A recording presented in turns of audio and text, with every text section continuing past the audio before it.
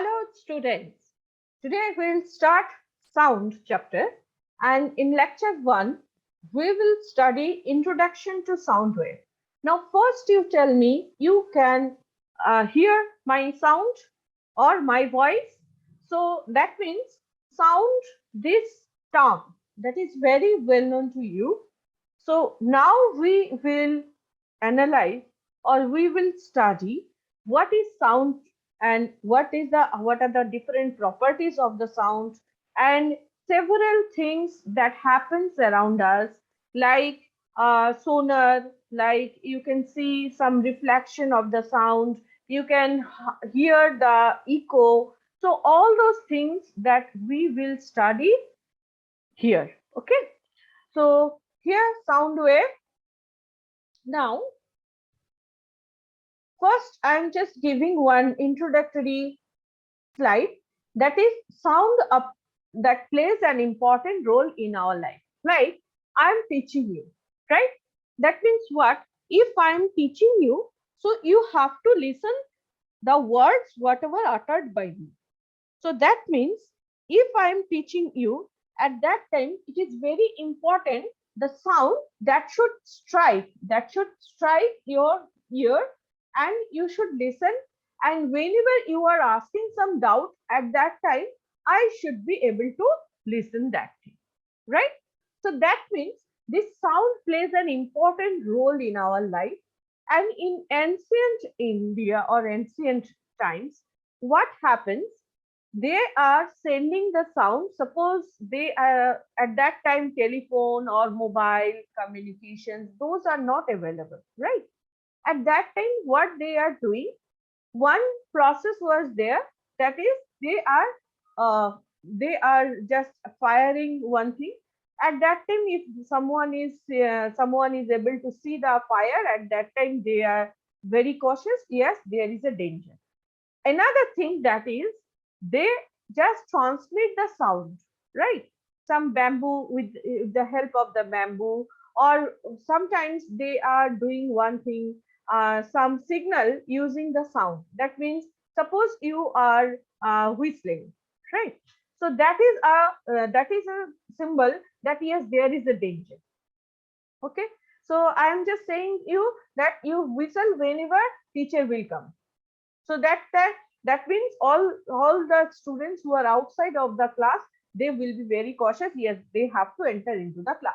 So that means whistling, that is the main important thing, that is the signal of to be signal to make everybody attentible, right? Or sometimes you can see that the policeman, they are whistling also. Okay, that means they are alerting all the people. Okay, so that means sound plays an important role in our life. Then vibrating objects produce sound. Fine, you all of you have done one thing in your classroom, you are just applying force on the table. At that time you can hear some sound. Sometimes all of you have started to strike the table in such a way that you are just playing one music, right? So that is the also sound. That means some vibrations will be there, and due to that vibrations the sound has been produced. Like whenever you are playing tabla, at that time also there will be sound. That means due to the vibration there will be sound. Vibration is the to and fro or back and forth movement of the object. Now you see this diagram. Vibration, what is vibration? We are just going to explain with the use of this diagram. Now first let me take the pointer. Here this is the air molecules and this is the speaker. All of you have seen this one because you are listening listening your favorite songs or whatever. So your movies also move at that time you are using the speaker. So in front of the speaker, whatever the air molecules you have, due to this vibration, that means what? Due to this mechanical process, the molecules of the air, you can see that there is a rarefaction here and there is a completion here. There is a completion here also. Okay, there is a completion here also. That means what? Some area, in this area, you can see that there is a completion in this area, there is a completion of the air molecules and there is a rarefaction of the air molecules. What does it mean? That means that the molecules are moving to and fro or back and forth. The molecules from this part, it has moved to this part.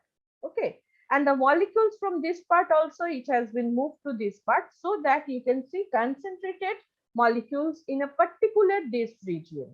Particular this region. So at that time, you can see that yes, all the molecules have been compressed. All the molecules have been compressed. Like you just think you have lot of marbles in your hand and you are just gathering all the marbles. So that means compressed form of the marbles.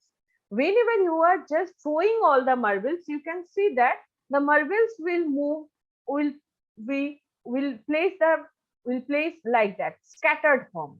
So at that time, this is the rarefaction, right? So now it is clear, I think, what is vibration. So vibration is the to and fro or back and forth movement of an object. Movement of an object, right? Clear about this thing? Okay, next point. Sound needs a medium to travel. It may be air, it may be water, it may be other medium also, but it needs a medium. In vacuum, there will be, you cannot hear any sound which is passing through the vacuum. I can hear the sound whenever I am underwater or whenever I am just at a distant place. At that time, I can hear some sound. So it takes the medium as air, generally takes the medium as air, but in water also it can travel. So that means it requires some medium. It is not always required, or some solid portion also it may travel through this thing. So here that means that it requires some medium to travel. Without medium, that means in case of vacuum, it cannot travel. This is the last point of this slide. It cannot travel in a vacuum. It cannot travel in a vacuum, right? So what we have studied, just make a gist of this. Sound plays an important role in our life. Like you know that if you just whistling, at that time sound is important. You are listening some music, that means sound is important. I am talking to you or I am teaching you, so sound or my voice, that is nothing but sound, so that is very important. You want to say something to your mama, that is also very important. So that's why sound plays an important role in our life. Second point, that is the vibrating objects produce the sound, and vibration, that is the to and fro or back and forth movement of an object. That already I have discussed, that the compression of the air molecules in front of the speaker, this happens. Also the rarefaction of the molecules, it happens. So that means due to the compression and rarefaction, or what does mean, that in other ways we can say that the movement of the molecules to and fro or back and forth, right? And this is the vibration. And sound needs medium to travel. In vacuum, the sound cannot travel. In vacuum, the sound cannot travel. Okay, understood? Okay, let's move to the next slide. Now, introduction to sound. So sound is produced by vibrating objects. That means there should be some vibration. There should be some to and fro or back and forth movement of the molecules in the air molecules. Okay, so that it can be heard. Now they travel from one place to another in the form of waves. We will study what do you mean by wave. Here in this picture you can see that, just a minute. In this picture, you can see that the vibration string of the guitar, you know, And this string, whenever it vibrates, that means someone is playing, at that time only it will vibrate, and you can hear this one because you have the ear, and in this ear, the eardrum, in this eardrum, the vibrations that strikes. So you can hear the eardrum, there is a membrane, and that membrane will vibrate. So that's why you can hear the sound. Okay. So the sound travels through any medium, that is air or water, and it will strike to your ear, and the eardrum here the vibration causes, and due to this vibration you can hear the sound. Okay. Suppose this cute person, that is you. Okay. Now, first I have told you in the last slide that is sound is that is a wave. Now first we have to understand what is the wave. Now in case of mechanical waves, these are the waves that travel through a material medium. Okay, and it has two types depending on the direction of the motion of the particle of medium and wave propagation. Now there is a transverse and longitudinal. Now transverse means, just in simple way, I am just telling you, if I am moving up and down, at that time it is called transverse, right? You are moving up and down, that means transverse movement. If you are moving left to right, at that time it is the longitudinal movement. It is the longitudinal movement. Okay. So there are two types of wave, transverse wave and longitudinal wave. And here this picture you can see that the particle means what? In the air, if suppose the medium is air, at that time, just a minute, suppose you have the air, this is the medium. So the air is the medium, that means the molecules of air, that is the particle. The molecule of the air, that is the particle, right? So that means what? These molecules of the air, those are the particles that will move. It may be up and down, or it will move from left to right. So if it will move from left to right, in this picture left to right, here you can see that this is called longitudinal wave. That means the movement of the molecules, that we can say this is the nature of the wave. This is the nature of the wave. And here you can say another thing, the movement may be in two ways. First one, the movement may be ups and down. Okay, that is called transverse wave. And the next one is the longitudinal wave. If the particles or the molecules, they move from left to right. If they move from left to right, at that time we will say that these are the longitudinal wave. Clear? So wave, that means the air molecules that will travel in a particular medium. It may be air or water, but the molecules will move and it will create some wave. And generally we are dividing, there are two types of wave, transverse and longitudinal. Now the transverse wave. The particles of motion is to perpendicular to the direction of wave of motion. Suppose this is the direction of wave motion, right? And the air molecules or the particles that moves perpendicular, right? Here or in this way. That means up or down. So these are the transverse direction. So this type of wave is a mechanical wave called the transverse wave. Okay. And light, even Mexican wave in a stadium, these are the examples of the transverse wave. Is it clear, the transverse wave? Again, I am repeating, or I am making the gist. Suppose this is the wave of the motion, and in this direction, if the particles of the air or the medium that move up and down, that means perpendicular to the wave direction of wave motion, that is called the transverse waves. Okay. Longitudinal wave, suppose this is the wave of motion. wave of motion. Okay, this is the direction, this one is the direction. Now the particles, this will move parallel to this direction, parallel to this direction, and in this direction somewhere it may be compressed. Here you can see that it has been compressed. Here you can see that rarefaction is there, and already in the last to last lecture, last to last slides I have discussed what is rarefaction and what is your compression. So it means the particles that will move parallel to the direction of the wave of motion, and it will move through the compression and the rarefaction. Here you have the compression of the molecules. Here you have the rarefaction of the molecules, right? And like a slinky, this is the example of the longitudinal wave. Now, what is sound?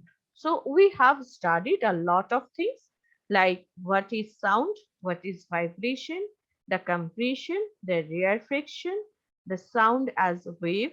This mechanical wave may be of two types. First is the your transverse wave. Second is the our whatever the due to the compression and rarefaction, that is the longitudinal wave. Okay. Now, if we are able to define the sound, so the sound is a vibration that propagates through medium in the form of mechanical wave. And the main thing is that in this wave, that means sound wave, both the transverse and your longitudinal, these are present. The medium in which propagate can either be solid, may be liquid, may be gaseous material. Okay.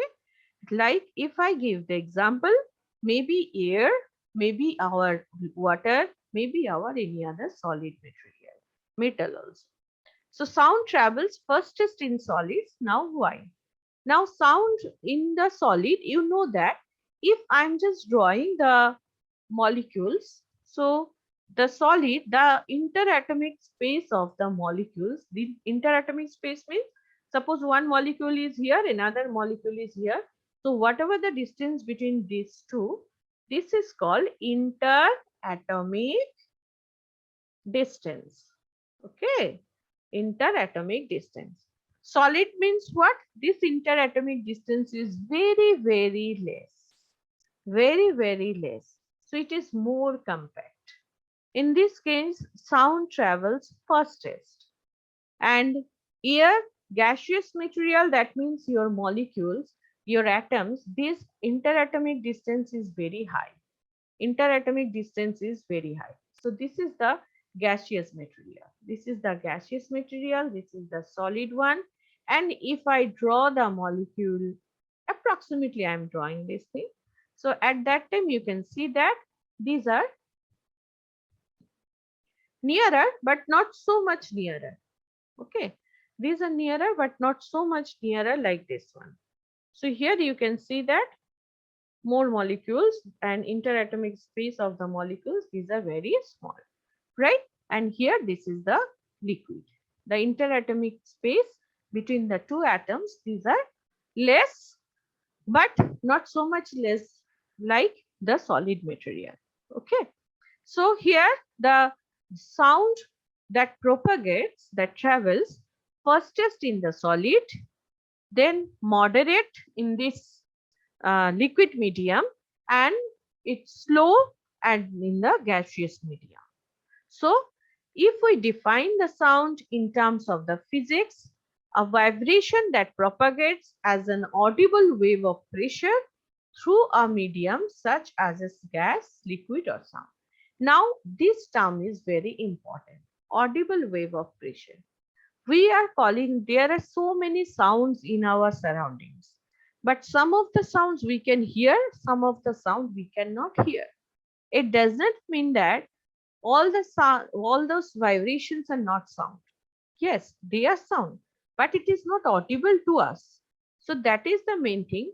So the vibration that propagates, as propagates means it will travel. Propagates means it will travel. Okay. The vibration that propagates as an audible wave of pressure through a medium such as a gas, liquid or solid. Okay.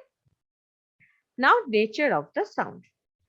To define the nature of the sound, we require different parameters of the sound. Like we require, just a minute, we require frequency, we need to understand wavelength and amplitude. Okay, amplitude. So frequency, wavelength, amplitude, these three parameters, they are defining the nature of the sound. And it is very important. The frequency that we are denoting with the F, the wavelength we are denoting with the lambda, and the amplitude we may define with the V or amplitude A. Okay. Now, here, see this diagram. In this diagram, the number of rarefaction and compression that occur per unit time is known as the frequency of sound wave. Say this one. This is that speaker from where the sound we are getting, and this is the eardrum. So in between this, suppose we have the air as a medium. Now here you can see in this area the molecules, that is compression. And in this air you can see that is rarefaction. Okay, rarefaction. So that means whenever the sound travels, at that time we have some compression and rarefaction, compression, rarefaction, compression, rarefaction. So in this way it will travel. So the number of rarefaction and compression that occur per unit time. Per unit time, how many compressions and rarefactions are there? That is the frequency of the sound.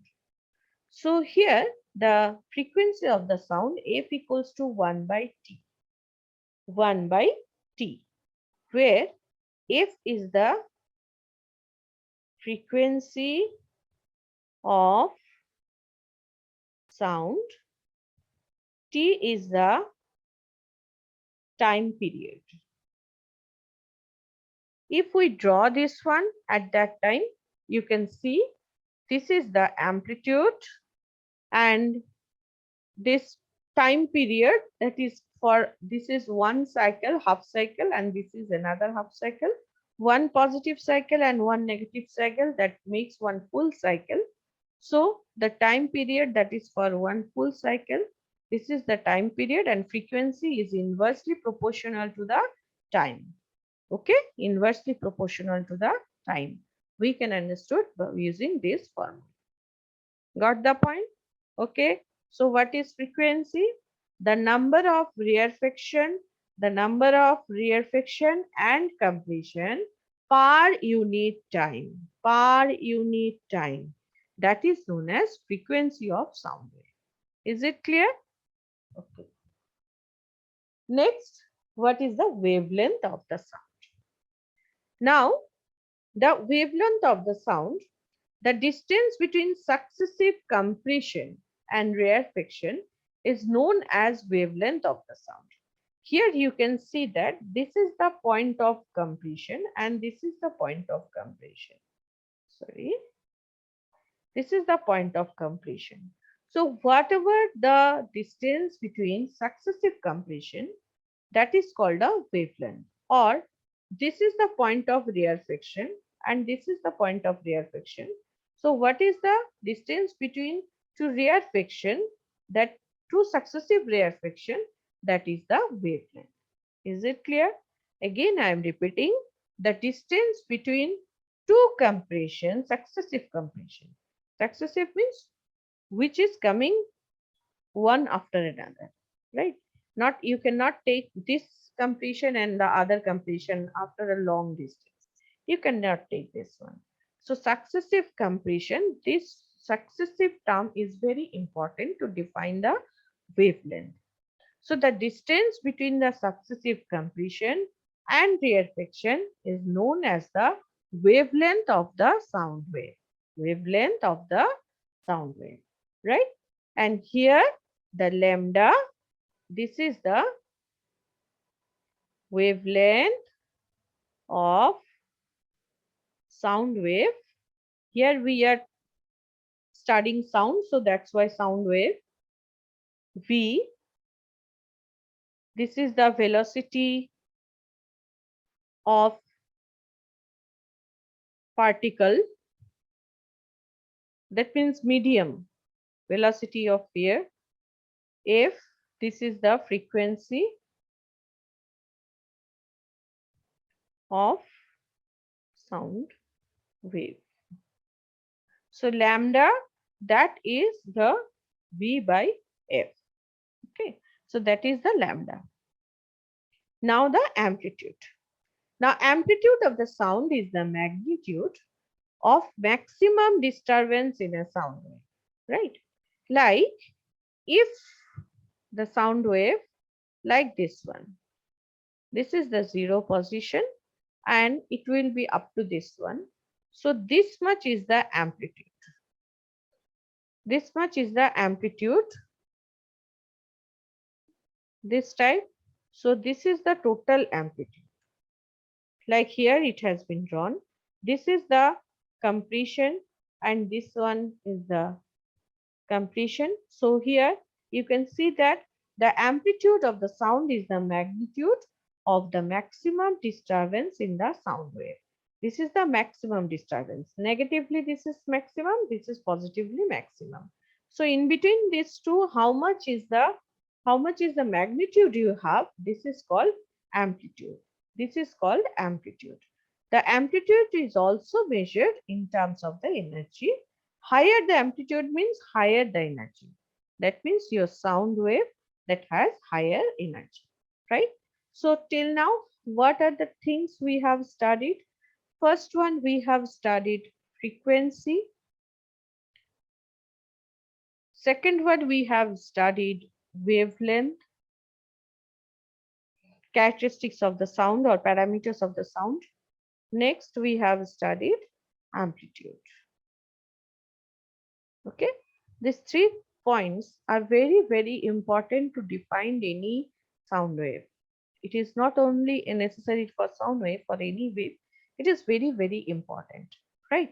And frequency, wavelength and amplitude. Okay, if you have higher amplitude, that means your sound energy is very high.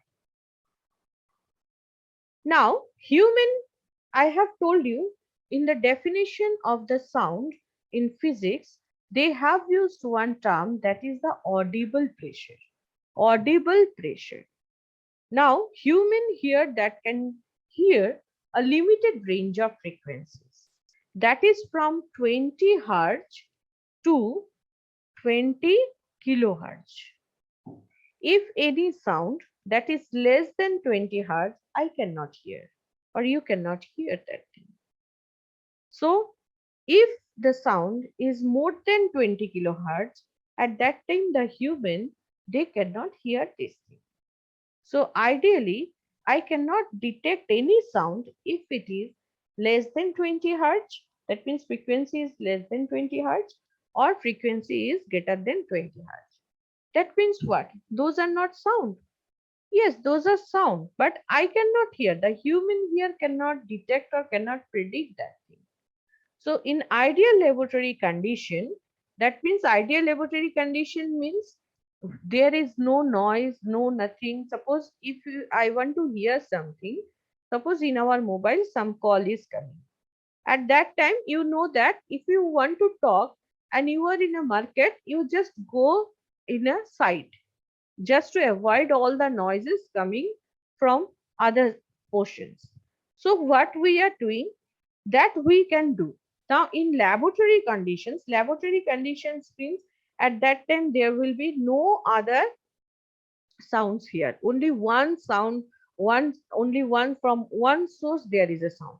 No other source of sound will be available or will be switched on. So at that time, human ear can detect the frequency as low as 12 Hz to 20 kilohertz. As you can see that whenever you are in a marketplace and some call is coming, at that time you are saying to the caller, no, no, no, I cannot hear your voice. So that means what? This is not the ideal or laboratory condition, ideal condition. There are you cannot hear also 20 hertz sound at that time.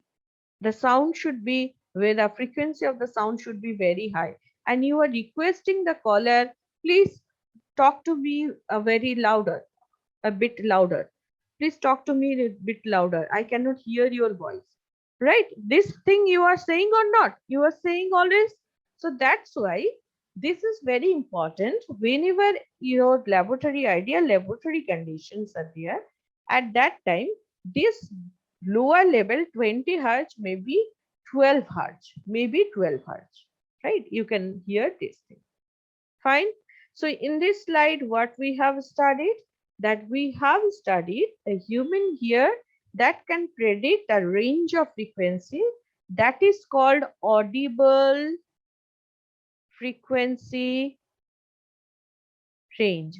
Sometimes the questions are coming like that. What is the audible frequency range of human being? At that time you have to say 20 hertz to 20 kilohertz, because you are not going to pick up if you want to pick up your phone, you are not going to ideal laboratory, right? It is not possible. So that means 20 hertz to 20 kilohertz. This is the audible frequency range. Okay. So in this slide, what we have studied, the human ear that can predict, that can detect the sound that has the frequency between 20 hertz to 20 kilohertz, 20 hertz to 20 kilohertz. Okay. And in ideal laboratory case, the 20 hertz may be low as 12 hertz, but not below that. Okay. So this is the audible frequency range, audible frequency range. Please remember this thing. This is very, very important. Now, speed of the sound. Fine. The speed at which sound waves propagate through the medium is known as speed of the sound. If you are running or if you are swimming, that means what? The medium is different. In the first case, you are running at that time, air is the medium. In the second, whenever you are swimming, water is the medium, right? So in a particular medium, the speed at which sound waves propagate, that is known as the speed of the sound. And the speed of the sound is different in different media. Like if your speed is very high in air, it does not mean that you can swim fast, very fast in water, because the media that has been changed. The medium has been changed. So the speed of the sound is highest in solid because the atoms in solid are highly compressed. This thing already I have discussed by drawing the molecules, drawing the molecules distribution. Suppose this is the solid, you have the molecules, very high molecules here, and interatomics of space of the molecules are very low. So this is the solid. So in this solid, the speed of the sound is highest. Speed of the sound is highest, right? So speed of the sound, that is different in different medium. Now the speed of the sound, that dependent on the distance between them, that means distance between particle, because I am saying what? I am saying that speed of the sound, that is very high in the solid and very low in the air. That means if we define the air and solid, in your class 7, you have studied all those things, 7 and 8, that in case of solid, the molecules, interatomic space of the molecules, those are very less. So that means what? The particle or the atoms in a particle is highly dependent on the distance between them. Suppose you are very near to me. That means what? The interaction possibility is very high. Now, if you are 1 kilometer away from me, the interaction possibility is very low, right? Suppose in a classroom, I have only 2 students and they are sitting here and there. So at that time, this interaction possibility is very, very low. But whenever in this same classroom, suppose one day, same classroom, suppose 100 students are there. That means they are very close to each other. That means the interaction possibility also very high, right? So higher the interaction between the atoms, quicker the energy is transferred. Sound is nothing but one type of energy. So quicker the energy is transferred. So the interaction of the particles in solid is high. That's why speed of the sound that is faster than liquids and gases in the solid. So the formula that is C, this is the speed of sound and D is the distance traveled by sound. T is the time taken to cover the distance. So C equals to D by T. Please remember this equation. C equals to D by T. The speed of the sound, that is the ratio of the distance traveled by the sound to the time taken to cover the D distance. So the speed of the sound, that is the ratio of distance traveled by the sound to the time taken to cover the D distance. Fine. So in this slide, what we have studied? We have studied if the interatomic space of the molecules are less, at that time the speed of the sound is highest. So that's why in the solid, the speed of the sound is highest, and in the gaseous material, the speed of the sound is lowest. In the liquid, it is moderate. And the formula of the sound also, sound speed also we have studied in this slide. That is the ratio of the distance traveled by the sound wave to the time taken to cover the D distance. Okay, fine. Let's move to this one. I have told you sound speed of the sound, that is different for different medium. First medium is the water. So if first medium is water, at that time we can see that it is 1481 meter per second. Whereas in air, this is 343.2 meter per second. I have told you air is the gaseous medium. The molecules, they are apart from each other, and the distance between these two molecules are very, very high. So in case of air or gaseous material, you can see that the speed of the sound is very low. But in case of water, that is the liquid. The water, that means this is the liquid. So in case of liquid, the interatomic space, that is a little bit less, but not less like the solid, but a little bit less. So at that time, the speed of the sound, that is 1481 meter per second. And in case of copper is the metal, that is solid, that is 4600 meter per second. And hydrogen 1270 meter per second. And glass, here you can see that 4540 meter per second. So if we compare these three only, you can see that this is one example of the solid, this is one example of gas, this is one example of liquid, right? Here, if we compare these three values, at the solid, this is highest 4600, and in air, it is lowest, and in water, it is moderate. Clear? Okay. Thank you.